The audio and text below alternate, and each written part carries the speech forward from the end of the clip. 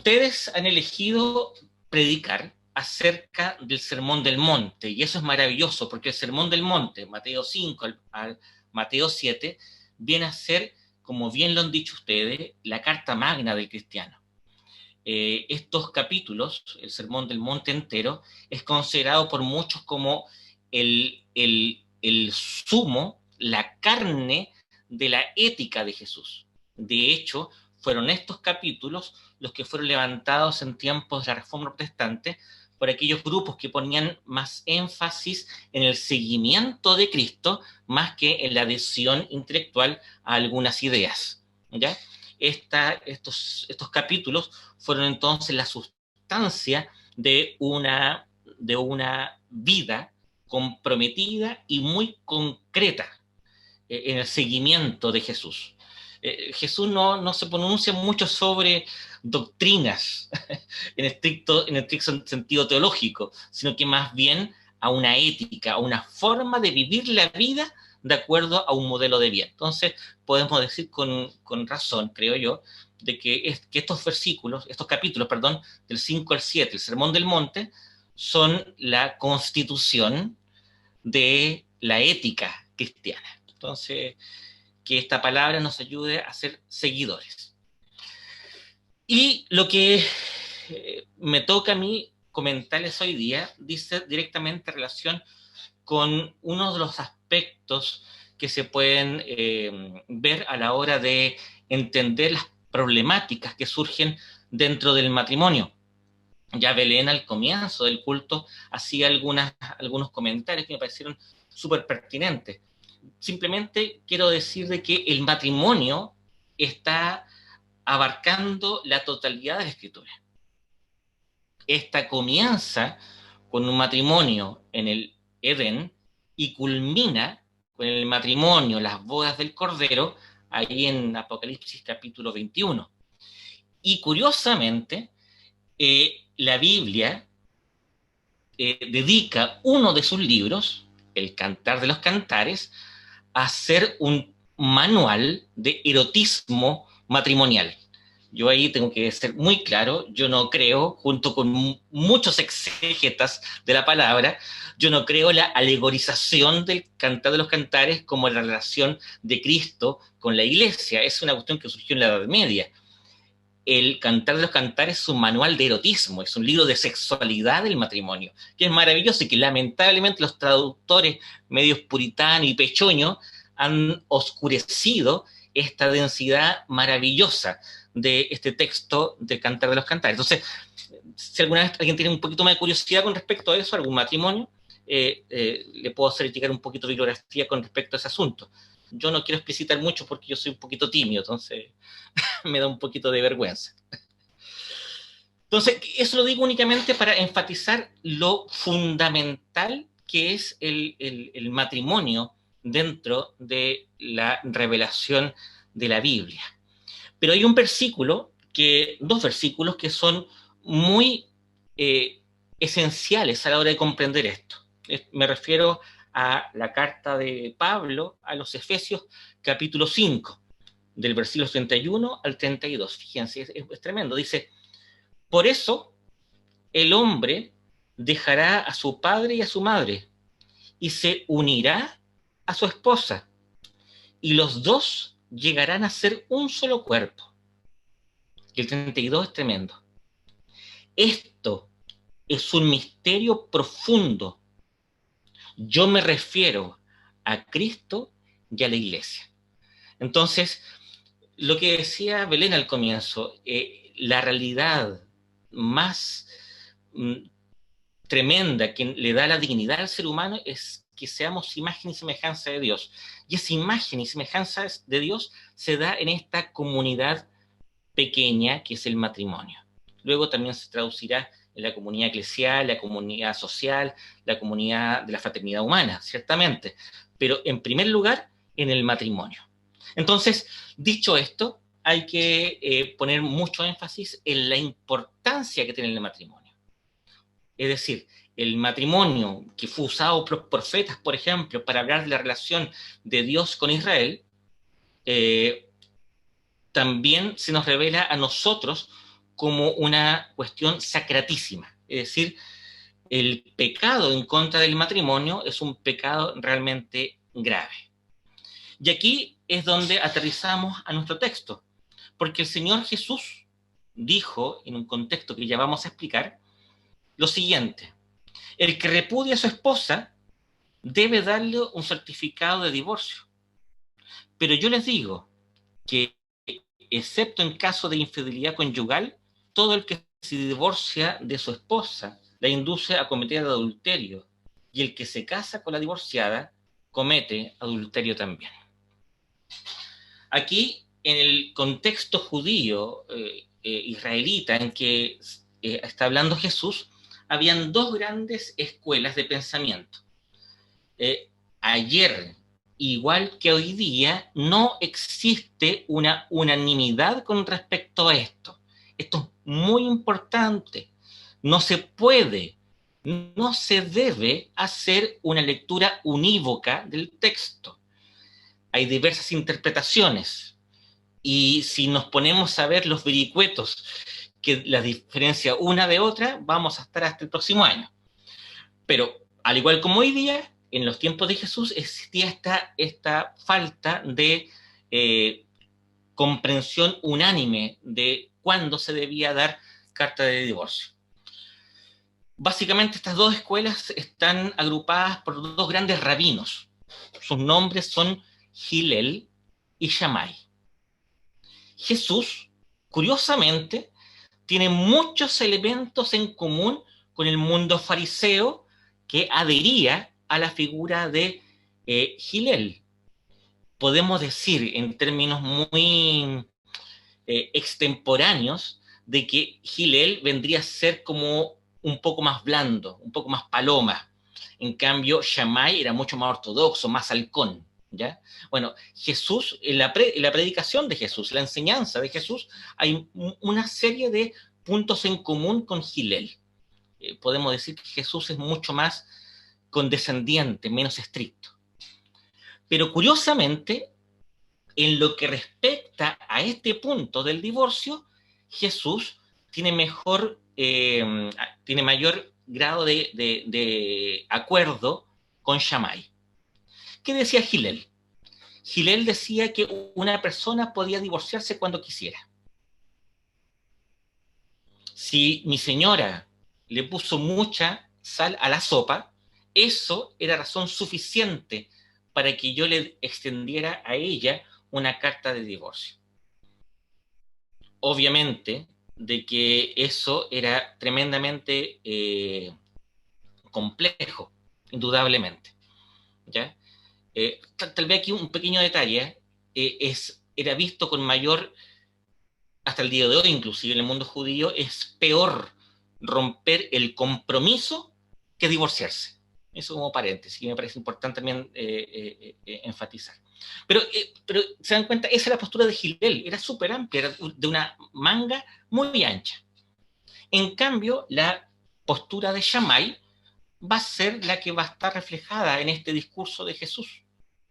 Shammai proponía de que la única razón por la cual un hombre le daba carta de divorcio a su esposa era en caso de adulterio. Cuando había adulterio, cualquiera de las dos partes pedir divorcio. Y aquí hay una cuestión muy avanzada en el mundo judío. La mujer sujeta de derechos, por ejemplo, podía reclamar herencia, también podía ella, de mutuo propio, pedir carta de divorcio en caso de adulterio. Entonces vemos que Jesús se alinea con esta postura. Me parece que es claramente la más justa. Y de hecho, la confesionalidad de nuestra iglesia, ustedes saben de que nosotros nos regimos con la Biblia, que es nuestro criterio de fe y de conducta, pero la interpretamos a la luz de una tradición, que es la tradición reformada, y a partir de nuestro cuerpo de doctrina, que está claramente explicitado en la Confesión de Fe de Westminster. Y en el capítulo 24, por favor, después usted lo lee de pe a pa, porque es importantísimo que usted lea la Confesión de Fe de Westminster, ¿ya? El capítulo 24 de la Confesión de Fe de Westminster hace un resumen de lo que es el matrimonio, de algunas cosas. Voy a hacer brevemente antes de llegar al punto que nos interesa. Primero dice que el matrimonio es entre un hombre y una mujer y que ninguno puede tener más de una esposa y ninguna mujer puede tener más de un esposo al mismo tiempo. O sea, se hace referencia al matrimonio heterosexual y da un claro signo de contradicción ante la poliandria, que es tener muchos esposos, y a la poligamia, que es tener muchas esposas, ¿ya? Segundo, que el matrimonio fue instituido por Dios con dos propósitos, con tres propósitos, perdón. El primer propósito es para la mutua edificación de los cónyuges.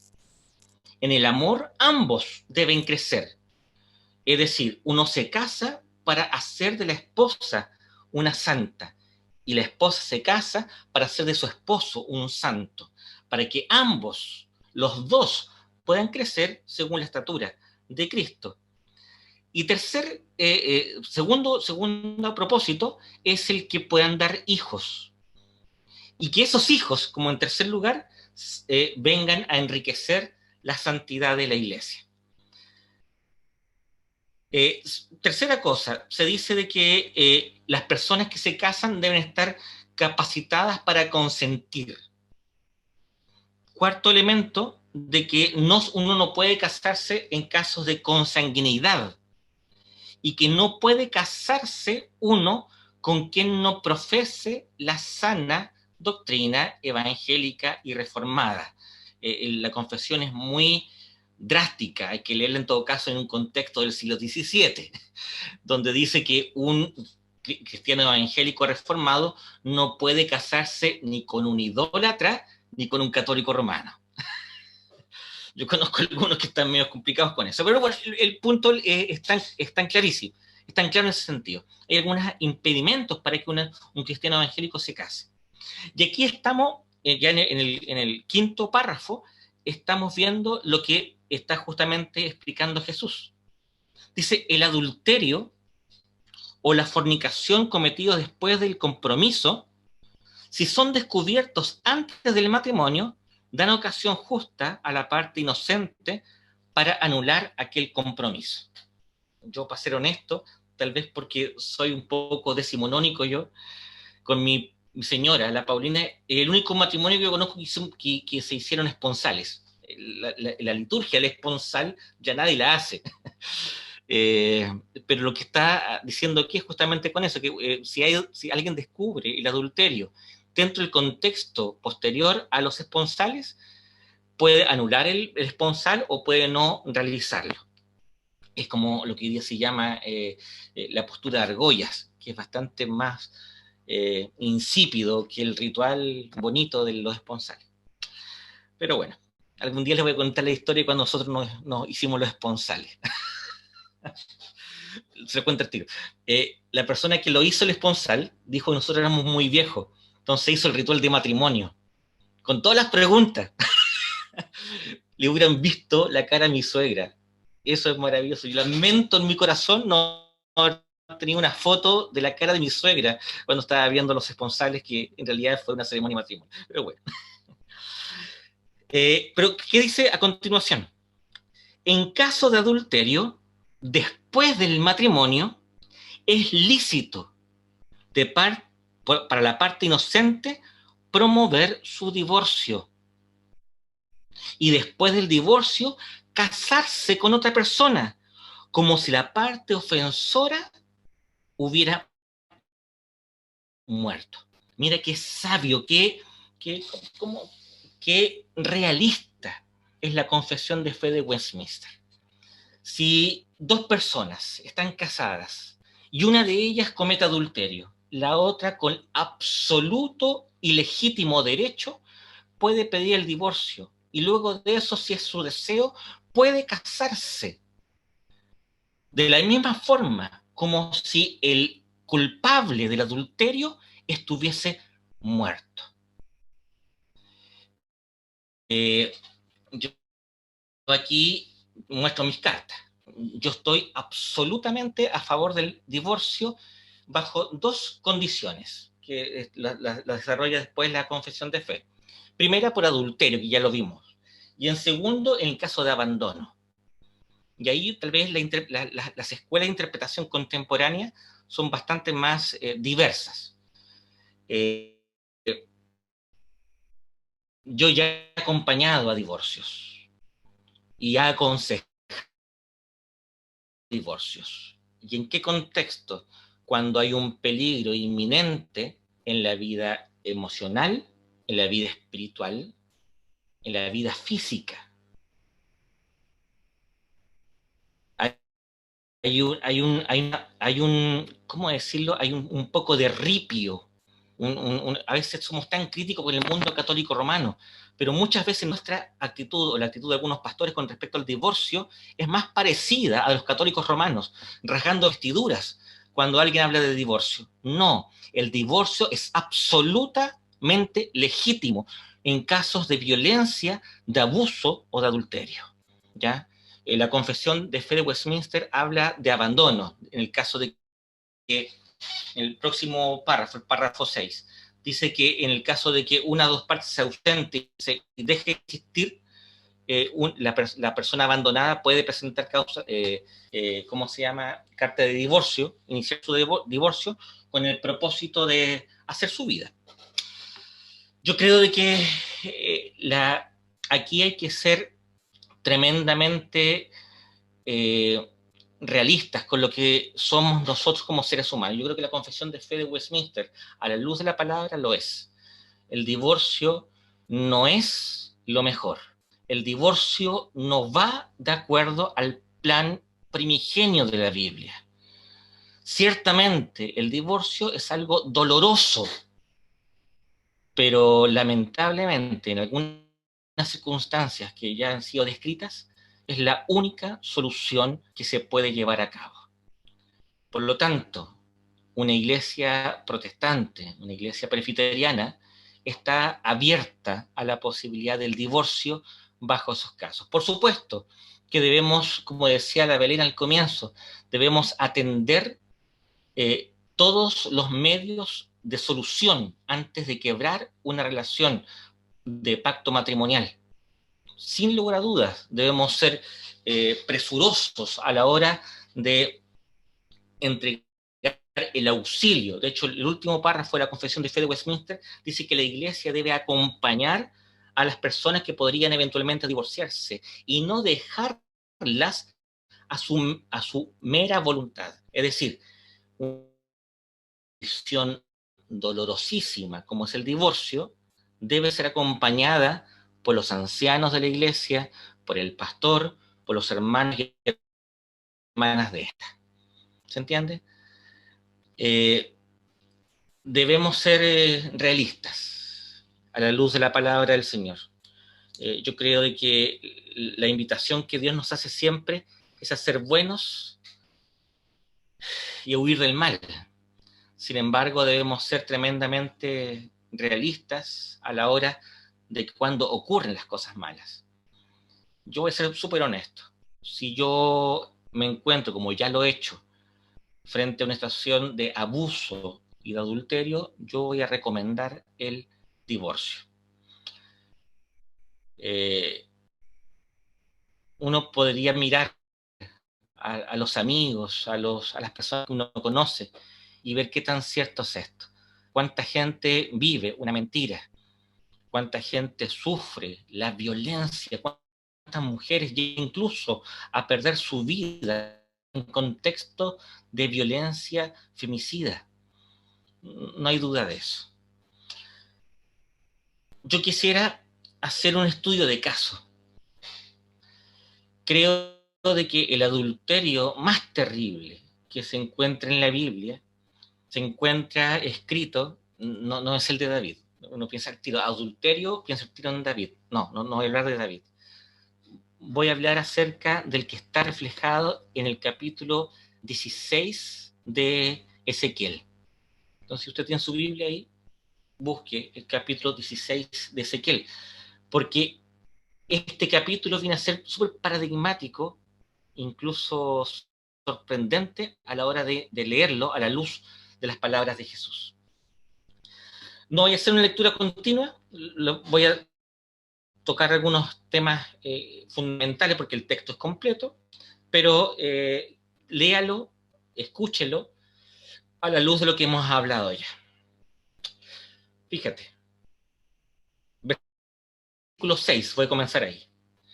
Pasé junto a ti y te vi revolcándote en tu propia sangre y te dije, sigue viviendo, crece como una planta silvestre. ¿A quién se está refiriendo? Se está refiriendo simbólicamente a Israel, que fue dejada como un neonato a la orilla del camino, sin ni siquiera haber sido limpiado de las suciedades propias de su nacimiento. Alguien la parió en el camino y la dejó así, sin ningún cuidado. Pasó Dios, la vio y le dio la posibilidad de vivir. Tú, sigue diciendo Dios, te desarrollaste y creciste y te hiciste mujer y se te formaron los senos y te brotó vello, pero tú seguías completamente desnuda. Tiempo después, pasé de nuevo junto a ti y te miré. Estabas en la edad del amor. Extendí entonces mi mano sobre ti y cubrí tu desnudez. Me comprometí e hice alianza contigo y fuiste mía. Lo afirma el Señor omnipotente. El Señor se compromete, el Señor se casa, hace alianza con este Israel desnudo que había sido encontrado botado en el camino, este Israel que había empezado a mostrar las señas de la belleza de su feminidad. Te bañé, te limpié la sangre y te perfumé, te puse un vestido bordado y te calcé con finas sandalias de cuero. Te vestí con ropa de lino y de seda. Te adorné con joyas y puse pulseras y collares, aretes y un anillo en la nariz. Es decir, la adornó, quedó preciosa. Ya que estaba tirando para bonita, quedó más bonita todavía porque el Señor la adornó. Y empezó a destacarse por su belleza. Versículo 15. Sin embargo, confiaste en tu belleza y valiendo de tu fama, te prostituiste. Sin ningún pudor, te entregaste a cualquiera que pasaba. Con tus mismos vestidos, te hiciste aposentos idolátricos, los cuales servían para su fornicación. Tomaste también los hijos y las hijas que estuviste conmigo y que hiciste, los sacrificaste como alimento para las imágenes. Versículo 23. Ay de ti, afirma el Señor omnipotente. Para colmo de tus perversidades, construiste prostíbulos en cada casa. Y no solamente eso, sino que iba, no solamente para prostituirse, sino que ella misma pagaba a los hombres para tener sexo con ellos. Es decir, esta esposa, amada por el Señor, había incurrido justamente en el pecado en que había caído, o sea, que justifica, según lo que enseña Jesús, el divorcio. Qué tremendo. Uno dice, porque el texto es muy largo, el texto es largo y va como un increciendo. Queda en evidencia la corrupción de esta mujer simbólica en la que se describe a Israel. Esta mujer que había sido rescatada, que había sido vestida, que había sido llena de abalorios, cubiertas de y que había ido en busca de otros hombres, había sido adúltera. Y aquí está lo impresionante, versículo 59. Así dice el Señor omnipotente, te daré tu merecido. Y uno que está leyendo el texto Ya se imagina lo que va a pasar. La ira del Señor se va a manifestar con claridad sobre esta mujer malvada, adúltera, porque has menospreciado el juramento y quebrantado la alianza, aquello que era lo más hermoso que yo pude haberte dado, tú lo has mancillado con tu adulterio. Y aquí está lo impresionante, versículo 60. Sin embargo, yo sí me acordaré de la alianza que hice contigo en los días de tu infancia y estableceré contigo una alianza eterna. Tú te acordarás de tu conducta pasada y te avergonzarás cuando yo acoja a tus hermanas, la mayor y la menor, para dársela como hijas, aunque no participan de mi alianza contigo. Yo estableceré mi alianza contigo y sabrás que yo soy el Señor. Cuando yo te perdone por todo lo que has hecho, tú te acordarás de tu maldad y te avergonzarás. Y en tu humillación no volverás a jactarte, lo afirma el Señor omnipotente. ¿Por qué saqué a colación este texto? Porque uno podría leer el texto de Mateo solamente de un punto de vista casuístico. Pastor, ¿me puedo divorciar? Pastor, ¿no me puedo divorciar? ¿En qué circunstancias me puedo divorciar? Cuando creo de que, a la luz de toda la Escritura, somos invitados a una visión un poco más profunda. Y en esa visión más profunda nos encontramos justamente con que Jesús termina no divorciándose de su esposa. Dicen en algún momento, alguien en una conferencia hace algunos años atrás, en el tiempo que se acuerdan que salió este libro, El Código de Da Vinci, donde decía que Jesús se había casado con María Magdalena, la cual supuestamente era una prostituta. Bueno, alguien del público después de la conferencia le preguntó al expositor, oiga, sabe que queremos saber de verdad, usted que usted es especialista en Biblia, usted que conoce la figura, la historia de Jesús de Nazaret, cuéntela firme. ¿Jesús se casó o no se casó con María Magdalena? El estudioso, el erudito, hace una pausa y responde, sí, Jesús de Nazaret, el Hijo de Dios, Jesucristo, se casó con una prostituta. Y esta prostituta es la iglesia. Lo impresionante es que al leer este texto y al reflexionar sobre adulterio, nos encontramos todos nosotros como culpables de adulterio. San Agustín de Hipona, o de Hipona, siempre me equivoco, decía que ecclesia casta et meretrix est. Es decir, la iglesia es casta y puta al mismo tiempo. Querido hermano, querida hermana, tú eres esa iglesia. Yo soy la iglesia. Todos los que estamos reunidos en este momento de conexión somos esta iglesia que es casta y es meretriz. El Señor tiene todo el derecho de darnos carta de divorcio, pero igual como lo hizo antaño en Ezequiel 16:59, Él es fiel a su promesa, decide mostrarnos un amor más grande y no se divorcia de nosotros, aunque ciertamente merecíamos carta de divorcio. Qué tremendo. Empezar con un texto que tal vez algunos pensaban que íbamos a ver una mera casuística, a encontrarnos con nosotros mismos, de cómo el Señor, pese a nuestro adulterio, Él no ha roto el pacto matrimonial que había hecho con nosotros. Yo te invito a que hagas revisión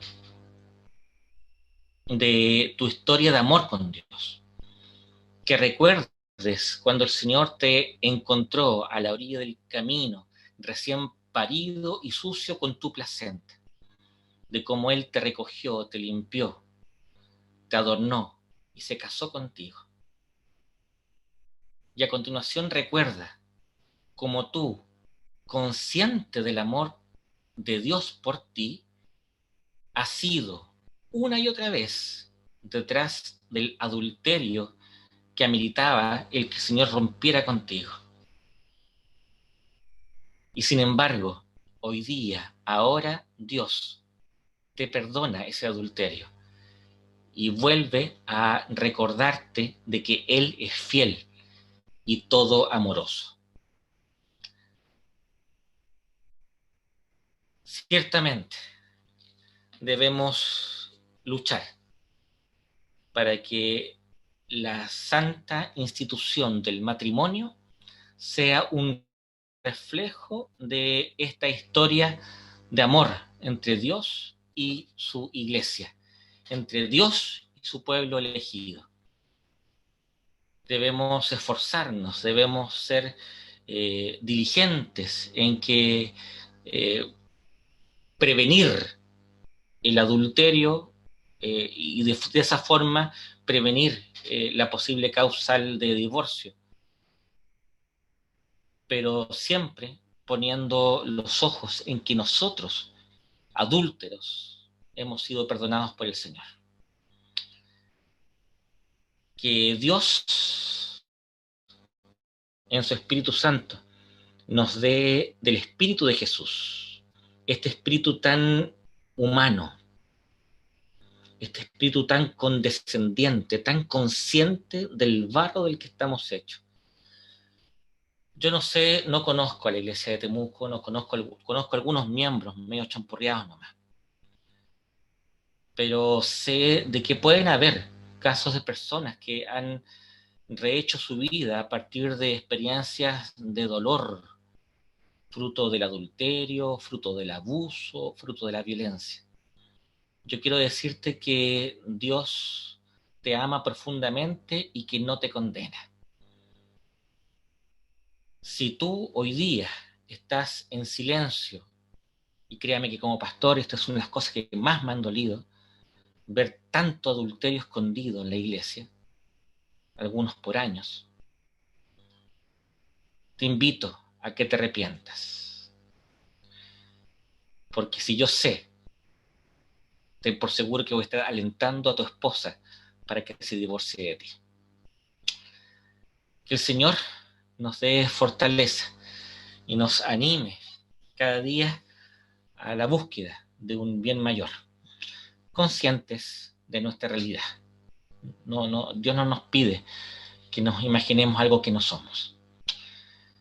Qué hermoso. Le invito nuevamente a que lean el texto y que por favor lean el capítulo 24 de la Confesión de Fe de Westminster.